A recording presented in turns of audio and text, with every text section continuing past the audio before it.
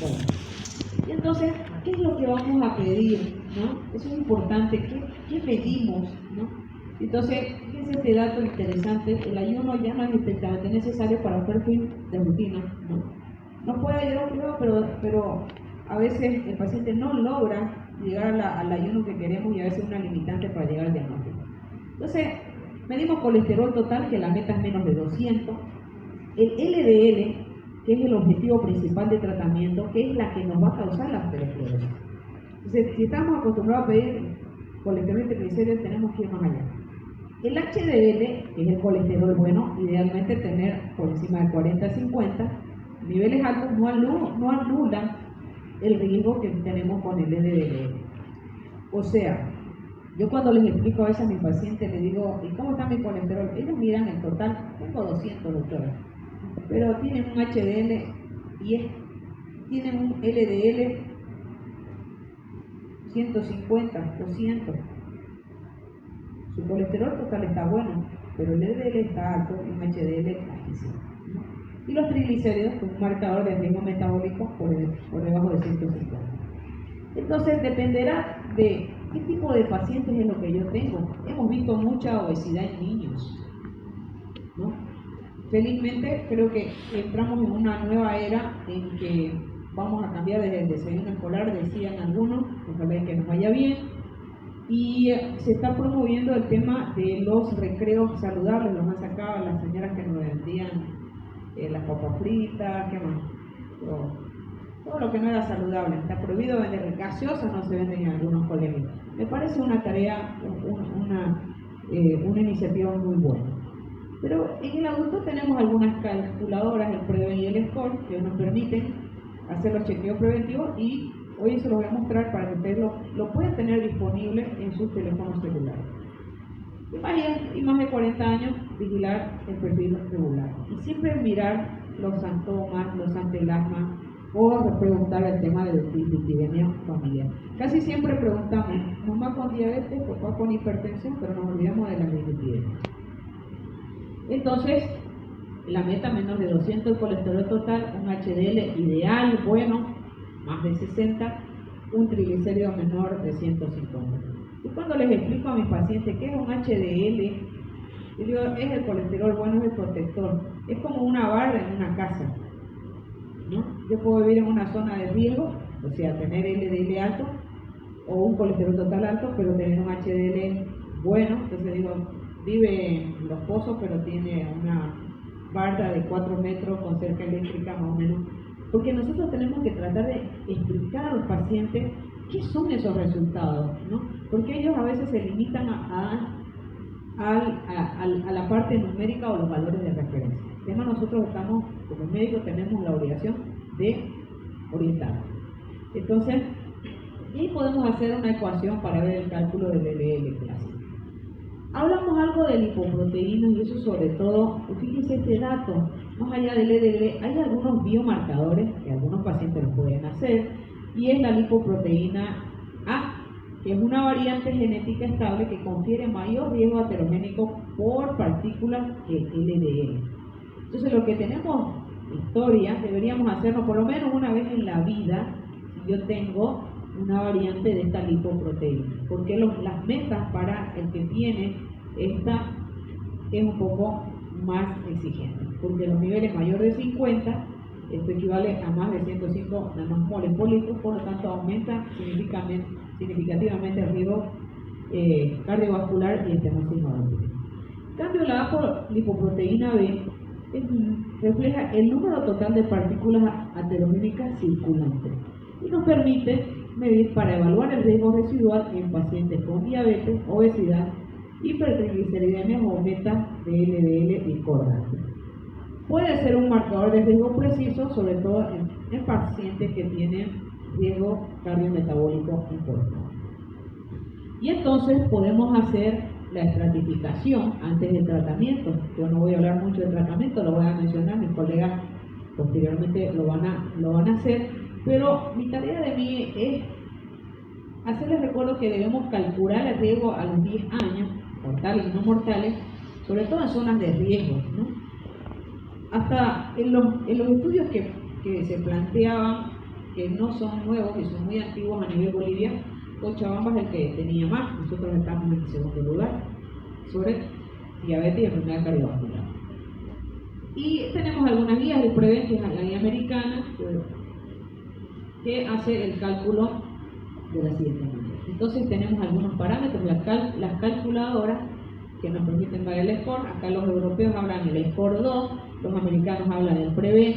El score, por ejemplo, que dicen los europeos, nos ayuda entre los 40 y los 89 años y nos permite evaluar hasta 10 años de enfermedades mortales y no mortales, y se puede ir ajustando de acuerdo a las áreas europeas. El PREVEN, que me permite medir un poco, fíjense, de edad más temprana, de 30 a 79, y el riesgo de horizonte va entre 10 y 30 años, y ahí incorporamos el síndrome cardiovascular renal metabólico. Y entonces, lo que yo les decía, ustedes pueden ingresar a las calculadoras que ustedes tienen su paciente y le van ingresando, no necesitan más, lo tienen en el teléfono celular o en la computadora, ustedes lo bajan, ponen qué es lo que quiero buscar, enfermedad cardiovascular, ponen los datos del paciente, colesterol, índice de masa corporal, HDL, si tiene antecedentes de diabetes, si toma algún tipo de fármacos antihipertensivos y lipidémicos, y les permite hacer el cálculo para enfermedad cardiovascular, que es lo que nos interesa.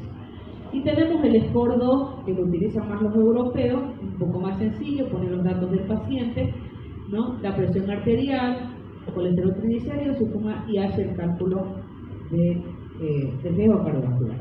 ¿Por qué lo mencionaba? Porque nosotros vamos a buscar, vamos a ver y vamos a modificar. Buscamos los antecedentes familiares de enfermedad cardiovascular prematura, enfermedades inflamatorias e inmunológicas. Hay pacientes que tienen enfermedades inmunológicas como lúpus eritematoso, artritis reumatoide.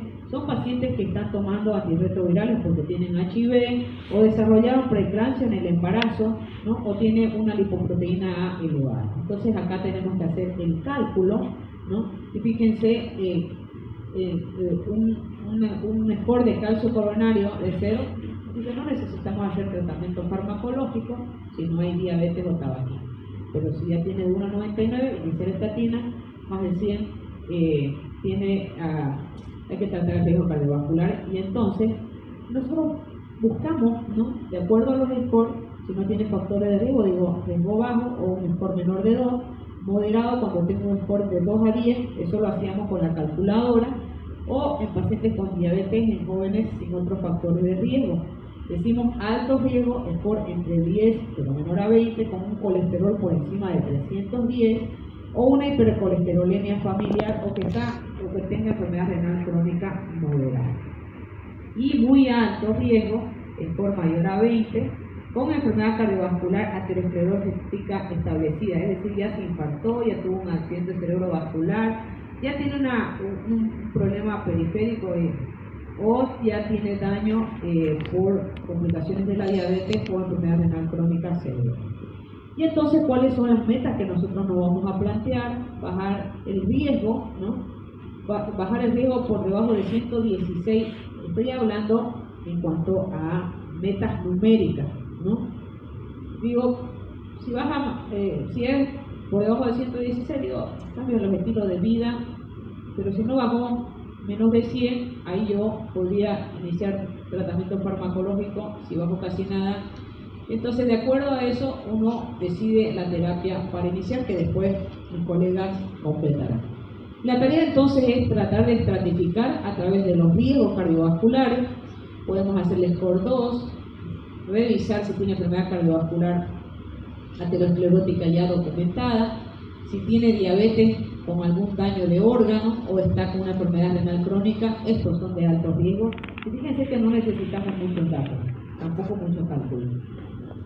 Y aquí en el riesgo alto, score entre 10 y 20, un LDL por encima de 190, una hipercolesterolemia familiar, diabetes de más de 10 años o enfermedad renal crónica moderada con una tasa de filtrado glomerular entre 30 y 59, riesgo moderado con un score de 2 a menos 10, diabético joven con menos de 10 años de duración, y riesgo bajo, un score menor de 2%. Entonces, esto es lo que hablábamos, las metas, y entonces ya detallará mis colegas, pero lo primero es siempre empiecen con los cambios en el estilo de vida. Es lo que menos hablamos. Lo primero que hacemos es dar una receta, digo, esto va a tomar, pero no le decimos que el paciente tiene que cambiar su estilo de vida. Y hoy estamos en boga, la tirzapatida ha venido a cambiar el mundo para bajar de peso a la gente, pero si no caminan, si no aprenden a comer, vamos a tener efectos colaterales indeseables de un fármaco que tiene muchos beneficios para los pacientes. Entonces, si no nos tomamos el tiempo necesario para decir a los pacientes que deben masticar más lento, comer menos, caminar más, pues vamos a llegar a este tipo de problemas. Entonces, ¿cuáles serán las metas? Triglicéridos, algo de triglicéridos, lo normal es menos de 135, ¿ya? Y debemos considerar, ¿no?, los pacientes que tengan antecedentes de riesgo cardiovascular. Los pacientes con triglicéridos por encima de 500, estos pacientes son prioritarios para prevenir una pancreatitis aguda. Esa es nuestra prioridad en los pacientes, y lo más difícil de tratar a los pacientes con pancreatitis son las pancreatitis metabólicas, ¿no? Entonces, deseable en cuanto a triglicéridos menor de 150, entonces alcanzar la meta. Lo primero, fíjense, cuando hablo de triglicéridos, no hablo de valores, sino la primera meta, hablo de alcanzar el LDL primero y luego las causas secundarias. Que baje de peso, que deje de tomar, que controle las glicemias, ¿no? Y ahí se pueden utilizar otro tipo de fármacos. Cuando mi triglicéridos por encima de 500, mi prioridad es evitar la pancreatitis aguda, ¿no? Y entonces tenemos algunas poblaciones especiales. Los pacientes PBBS, tratar de prescribir estatinas a todas las personas mayores de 40 años, independientes del riesgo cardiovascular. Los pacientes renales y diabetes, iniciar terapia hipolipemiante, sobre todo en los pacientes de más de 40 años y que tengan enfermedad renal crónica, un estadio mayor a 3 o diabetes tipo 1 o 2. En los pacientes oncológicos, pensar en estatinas, en riesgo de cardiotoxicidad, sobre todo los que usan antraciclinas para proteger la función, como por ejemplo antraciclina para proteger la función cardíaca, y en el caso del embarazo, aplazar la mayoría de las terapias durante la concepción, sino que más bien debemos motivar a que las mujeres alcancen buenos niveles de glicemia y no ganen más de 11 kilos al finalizar el embarazo, porque esa es la meta, es no ganar más de 11 kilos al finalizar el embarazo. Y entonces, ¿cuáles son las reglas? Ya para ir terminando esta primera parte. A mayor riesgo, menor LDL. Mientras más riesgo cardiovascular, y hay algunos riesgos que no las podemos evitar. Familia, ¿no? ¿Sí? Genética, ¿no? Eso no lo podemos evitar, pero podemos hacerlo a través de ¿qué? De nuestra actividad física y cambios en los estilos de vida. El lipoproteína A en todos los adultos, por lo menos una sola vez en la vida, sobre todo si tenemos riesgo cardiovascular, historia familiar. Tras un síndrome coronario, usar terapia combinada, estatina ezetimibe. El score de calcio nos permite reclasificar a los pacientes y no olvidar el tema de los triglicéridos. Esa es la bibliografía y quiero 5 minutos para compartir un caso clínico. Bien. Entonces, basado en lo que yo he podido hablar, entonces tengo un paciente de 55 años, que es real, ¿ya? Soldador, va a la atención primaria y cuando va a los pacientes, lo primero que hacemos, ¿qué hacemos cuando llega nuestro paciente? ¿Qué es lo primero que hacemos? Los signos vitales. Luego, le preguntamos. bueno, Porque le hacemos la anamnesis. Bien, gracias doctora. Viene porque un soldador sin tratamiento regular, viene porque no está despertando en la noche porque le falta el aire, una anadina de esfuerzo grado 2 a 3, bebe 2 a 3 veces por semana en los 5 años, tiene acantosis hídrica, lo cual me dice estoy insulino resistente, ¿no? ¿Cierto? Y entonces mi prioridad, ¿cuál será? Estabilizar y estudiar la disnea. Él viene por la línea, no le interesa ni el cuello, ni el exceso de peso, ni mucho menos lo que se está tomando, ¿cierto? Esos son los pacientes que tenemos en la vida real, ¿no? Sí. Bien. Cuando le tomo los signos vitales, como decía, 130-90, un poco taquicárdico, IMC 33, clase funcional para insuficiencia cardíaca de 2 a 3, y viene por taquicardia, apnea y pareciera una insuficiencia cardíaca. Acá yo, con este dato, ¿qué tengo que buscar? Signo de insuficiencia cardíaca. O sea, una placa de tórax, un electroengañograma, ¿no? Buscar digo el electroengañograma porque solo es ese ratito, ¿no? El electro en el transcurso después, no sé qué pueda pasar. Obesidad y acantosis, ¿qué me dicen? Glicemia, insulinoresistencia. Eso es lo que voy a buscar. Bien. Los laboratorios, fíjense, 7,2 de glicosilada, pero miren esto. 159 de glucosa en ayuna, colesterol total 263, triglicéridos elevado, función renal conservada, las trazas normales. Y uno dice, ¿cómo puede tener trazas normales si bebe? En fase aguda están elevadas, pero ya más adelante se agota también, no van a estar elevadas. Bueno, hemograma normal. Este paciente tiene 7,2. Idealmente, ¿cuánto es la meta para un paciente con las características que le mencioné? Menor a 7. ¿Ya? Menor a 7, ideal. Uno dice 7,2, poquitico más. Bueno. Glicemia en ayunas, ¿cuánto es la meta? Menor de 126. ¿Cuánto tiene mi paciente? 159. Vamos sumándole. Tiene un colesterol 263. ¿Qué falta? Lo que casi siempre nos olvidamos. Esto es lo que tenemos que ir a buscar. No, mi paciente no está infartado todavía. No tengo que esperar que le dé un ACV, ¿no? Entonces yo tengo que ir a buscar la fracción aterogénica. Y esto me dice que está alto. ¿Qué debo pedir? LDL, HDL, triglicéridos, ¿no? Tiene triglicéridos, VLDL, perfecto. Tiene triglicéridos 236. Ah, caramba. ¿Por qué está esto elevado? Hay que trabajar en qué? En darle nomás su fibrato. No, hay que ver el peso, controlar la glicemia, el alcohol y ya después vemos las estatinas o los fibratos. Y entonces, si lo tenemos que mirar solo un resultado de laboratorio, tenemos que mirar al paciente en todo. Sé que la presentación que nos dieron la oportunidad esta noche es hablar de dislipidemia, pero el paciente no viene solo con esto, viene con insulinoresistencia, con exceso de peso, sin saber que era diabético, ¿no? Entonces hay que buscar síntomas cardiopulmonares, placa de tórax y electro. Por lo tanto, mi paciente hasta el momento es un diabético tipo 2 con dislipidemia mixta, obesidad, ¿no? Y la sospecha de insuficiencia cardíaca que me está provocando un cardiopulmonar, ¿no? Tiene insulinoresistencia clínica. No necesito laboratorio para insulinoresistencia. Revisen el cuello, vean la acantosis hídrica, los acrocordones, ¿no? Hoy en mi consulta, al ladito de mi consultorio, escuchaba a una señora que va para su control de peso, para bajar de peso porque se inyectan las zapatillas. Y le decía, ¿y qué cremita me podré colocar para que mi cuello aclare, ¿no?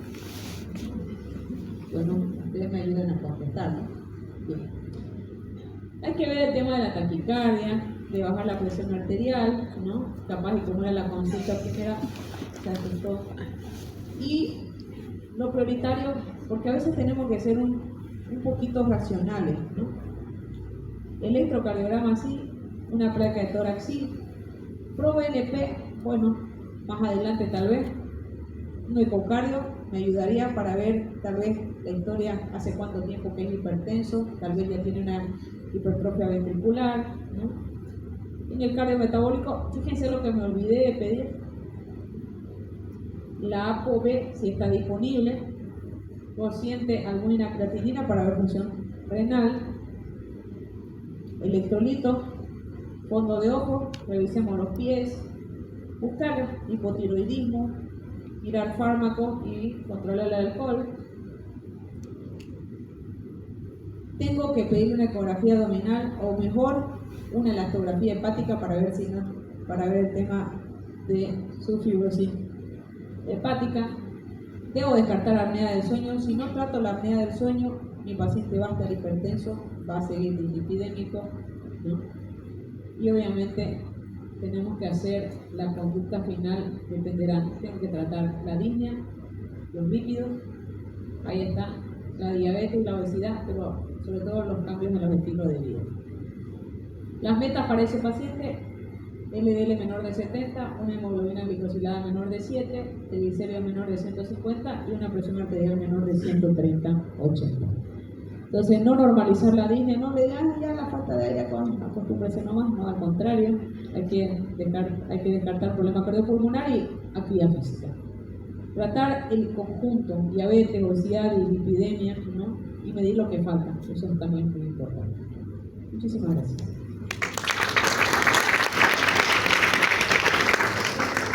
El riesgo cardiovascular, o sea, uno puede medir el calcio coronario, es la cantidad de acúmulo de grasa, más o menos para que nos entendamos, la cantidad de acúmulo de grasa que usted tiene en la arteria. De acuerdo a eso, uno va haciendo el cálculo y el riesgo de desarrollar la enfermedad cardiovascular.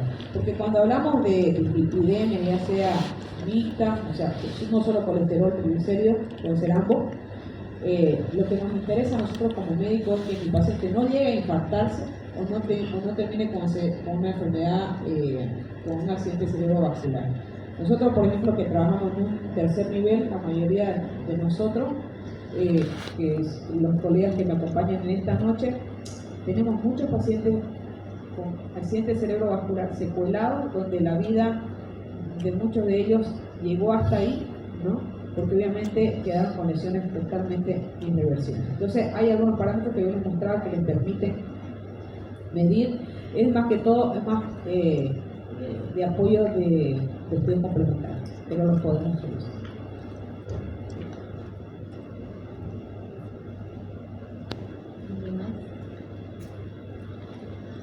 Bueno, ahora por lo menos vamos a pedir no solo colesterol y triglicéridos, ¿no? Esa es una de las cosas. Pidan HDL, LDL, PLDL, y si tienen historia familiar y puedan, alguna vez pidan